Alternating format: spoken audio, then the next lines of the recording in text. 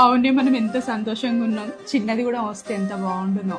అవునక్క, అత్త అయిపో. కానీ అందరి జీవితాలు ఒకేలాగా ఉండవు కదనే. అందరి జీవితాలు ఒకేలాగా ఉంటే ఆ భగవంతుని తలిచేదేవారు?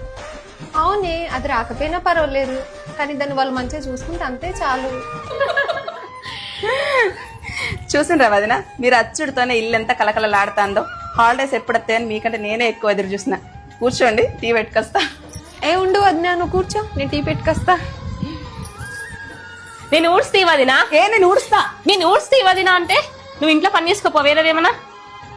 వదినా, నేను అడుగుతాను. నేను అడుగుతా వదిన. అదే నేను అడుగుతాను, మీరు చేతులు ఆడుకోండి ఫస్ట్. వెళ్ళండి. పిల్లలు ఇక్కడికి వస్తేనైతే అసలు మాటే విన్నారు. ఆట ఆట అని ఆడుతూనే ఉంటారు. ఇక్కడ కాకపోతే ఎక్కడ ఆడుకుంటారు వదిన? మేము తీస్తాం వదినా, నువ్వు వేరే పని చూసుకోపో. వేరే పనులు ఎక్కడున్నాయి వదిన? అన్ని పనులు మీరే చేసిండ్రు.